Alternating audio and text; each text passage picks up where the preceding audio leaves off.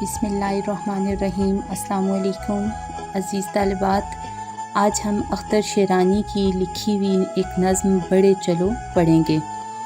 नज़्म बड़े चलो को पढ़ने से पहले इसके मुश्किल अल्फाज पर एक नज़र डाल देते हैं ताकि नज़्म की वज़ाहत करना और उसकी तशरीह लिखना और उसके मायने व मफ़हूम जानना हमारे लिए आसान हो जाए। सबसे पहले दश्त व रहगुज़ार, सहरा, सेल, सैलाब, जुएबार, नदी नाले, बहर, समुंदर, कोयसार, पहाड़, कठिन, मुश्किल, दिलावरान, बहादुर, तेगज़न, तलवार चलाने वाले मुराद सिपाही, सफ़ शिकन, सफ़ों को चीरने वाले मुराद दुश्मन पर वार करने वाले, इफ्तिखार, फ़ख्र, मर्ग व ज़ीस्त, मौत और हयात यानी ज़िंदगी, बेईमान यानी जिससे बचना मुश्किल हो, किस्मत सईद, अच्छी किस्मत, रज़्म का मैदान जंग। नज़्म बड़े चलो का मरकज़ी ख़्याल ये है कि जब तक वतन के नौजवान हिम्मत और ताकत का मुज़ाहिरा करते हुए आगे बढ़ेंगे और अपनी जानें वतन पर कुर्बान करने का जज्बा रखेंगे तो तब तक दुश्मन वतन पर बुरी निगाह डाल ही नहीं सकता। तब तक हमारा वतन जो है वो हर शर से महफूज रहेगा और हमारा वतन तरक्की करेगा। यही इस नज़्म का मरकज़ी ख़्याल है। इस नज़्म का पहला बंद है, बचो नहीं जो सैलो जुए बार आए सामने, रुको नहीं जो दश्तो रा गुज़ार आए सामने, हटो नहीं जो बहरो कोई सार आए सामने, हो रहा कितनी ही कठिन बड़े चलो, दिलावरान तेगज़न बड़े चलो, बहादुरान सफ़ शिकन बड़े चलो। अज़ीज़ सामीन, अख्तर शेरानी अपनी कौम के बहादुर सिपाहियों से मुखातिब होकर फरमाते हैं कि आपको हर हाल में आगे बढ़ना है। आपके रास्ते में तरह तरह की मुश्किलात आएंगी, आपको आगे बढ़ने से रोकेंगी, आपके रास्ते में हाइल होंगी, मगर कभी सहरा और जंगल आपकी राह में रुकावट बने भी, कभी सैलाब, नदियाँ, पहाड़ और समुंदर आपका रास्ता रोकें भी, तो ए नौजवानों, तुमने इन दुश्वार रास्तों से घबराना नहीं है, रुकना नहीं है। तुमने अपनी तलवार थामे हुए बहादुर फ़ौज के सिपाही होने का मुज़ाहिरा करना है। और ए मेरे वतन के नौजवानों, तुमने दुश्मन फ़ौज की सफ़ों को चीर डालना है और उन्हें तहस नहस करना है। लेकिन इसके लिए तुम्हें आगे बढ़ना होगा, हिम्मत का मुज़ाहिरा करना होगा। बक़ौले शायर, हमने रोंदा है बेअबानों को, सहराओं को, हम जो बढ़ते हैं तो बढ़ते ही चले जाते हैं। हमसे वाकिफ़ हैं ये दरिया, ये समुंदर, ये पहाड़, हमने रंग से तारीख़ को दोहराते हैं। इसी नज़्म का बंद नंबर 2 है, तुम्हारी तेग तेज़ पर वतन को इफ्तिखार है, वतन की मर्ग व ज़ीस्त का तुम्ही पे इन्हिसार है, तुम्ही हो जिनके दिल में इसका इश्क बेकरार है, लगाए दिल में एक लगन बड़े चलो, दिलावरान तेगज़न बड़े चलो, बहादुरान सफ़ शिकन बड़े चलो। अख्तर शेरानी इस बंद में भी अब बहादुर सिपाहियों से मुखातिब हैं। कहते हैं, ए बहादुर सिपाहियों, तुम्हारी ये तेज़ दहार वाली तलवार जो दुश्मन का सर एक लम्हे में तन से जुदा कर देती है, इस तलवार पर पूरी कौम को फ़ख्र है। तुम्हारी पूरी कौम ना सिर्फ तुम पर बल्कि तुम्हारे हाथ में जो चलने वाली तलवार है इस पर भी फ़ख्र करती है।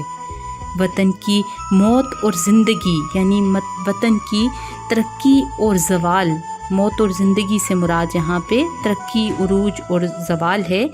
यानी शायर कहते हैं कि वतन की मौत और ज़िंदगी का दारोमदार तुम पर है। अगर तुमने दुश्मन को शिकस्त दी तो पूरी कौम आज़ाद रहेगी, और अगर खुदा न ख्वास्ता तुमने हिम्मत हार दी तो सारी कौम महकूम बन जाएगी और हमारी आज़ादी का ख़ात्मा हो जाएगा। ये सिर्फ़ आप लोग हैं जिनके दिलों में वतन का इश्क मौजूद है। آپ اس جوش اور جذبے کو لے کر آگے بڑھیں، کیونکہ آپ بہادر فوج کے صف شکن ہو، دشمنوں کی صفوں کو چیر ڈالنے والے ہو۔ اللہ نے تمہیں طاقت دی ہے، ہمت دی ہے، جوش اور ولولہ دیا ہے، اور اسی تمام تر صفات کی وجہ سے تم اپنے دشمن کو آسانی سے شکست دے سکتے ہو۔ بقول شاعر، ایک اور شاعر نے اسی مضمون کو اس طرح سے لکھا: ٹل نہ سکتے تھے اگر جنگ میں اڑ جاتے تھے، پاؤں شیروں کے بھی میدان سے اکھڑ جاتے تھے، تجھ سے سرکش ہوا کوئی تو بگڑ جاتے تھے، تیر کیا چیز ہے ہم تو توپ سے لڑ جاتے تھے۔ ایک اور شاعر نے اس مضمون کو اس طرح سے لکھتے ہیں: اے وطن تو نے پکارا تو لہو کھول اٹھا، تیرے بیٹے تیرے جانباز چلے آتے ہیں، ہم جو ریشم و کم خواب سے کمتر ہیں، ہم ہیں جو آہن و فولاد سے ٹکراتے ہیں۔ عزیز سامعین، اسی نظم کا تیسرا بند ہے: اٹھاؤ تیغ بے ایماں وطن کے پاک نام پر، لٹا دو عمر نوجواں وطن کے پاک نام پر، نثار کر دو اپنی جاں وطن کے پاک نام پر، صدائیں دیتا ہے وطن بڑھے چلو بڑھے چلو، دلاوران تیغ زن بڑھے چلو بڑھے چلو، بہادران صف شکن بڑھے چلو بڑھے چلو۔ عزیز طالبات، اس شعر میں شاعر نے اپنے بہادر سپاہیوں سے مخاطب ہو کر کہا کہ اے میرے وطن کے بہادر سپاہیوں، آپ اپنی وہ تلواریں وطن کے نام پر اٹھاؤ جن سے دشمن پناہ مانگتا ہے، اور جو ایک لمحے میں کئی کھوپڑیاں اڑا دیتی ہے۔ اپنی نوجوانی کی عمریں وطن کے نام و ناموس پر قربان کر دو، اور اپنی جانیں بھی وطن کی خاطر داؤ پر لگا دو۔ وطن تم سے قربانی مانگ رہا ہے اور پکار کر کہہ رہا ہے کہ اے میرے عزیز فرزندوں، آگے بڑھو اور میری حفاظت کے لیے تن من دھن قربان کر دو، کیونکہ آپ ہی اس بہادر فوج کے شیر دل جوان ہو جو دشمن کو ریزہ ریزہ کر سکتے ہو۔ عزیز سامعین، اسی موضوع کو ایک اور شاعر نے اس طرح سے لکھا: کوئی اندازہ کر سکتا ہے اس کے زور بازو کا، نگاہ مرد مومن سے بدل جاتی ہیں تقدیریں، یقین محکم عمل پہ ہم محبت فاتح عالم، جہاد زندگانی میں ہے مردوں کی شمشیریں۔ عزیز سامعین، شعر نمبر 4 میں شاعر لکھتے ہیں: سپاہانہ زندگی جو قسمت شہید ہے، تو رزمگاہ کی موت بھی سپاہانہ عید ہے، جیا تو فخر قوم ہے، مرا تو وہ شہید ہے، سروں سے باندھ کر کفن بڑھے چلو بڑھے چلو، دلاوران تیغ زن بڑھے چلو بڑھے چلو، بہادران صف شکن بڑھے چلو بڑھے چلو۔ عزیز سامعین، اس شعر میں، اس بند میں شاعر نے شہید کا مقام اور رتبہ بھی بتانے کی کوشش کی ہے، اور مخاطب بھی اپنی فوج کے نوجوانوں کو ہی کرتے ہوئے کہتے ہیں کہ اے وطن کے نڈر سپاہیوں، یعنی تم آگے بڑھو۔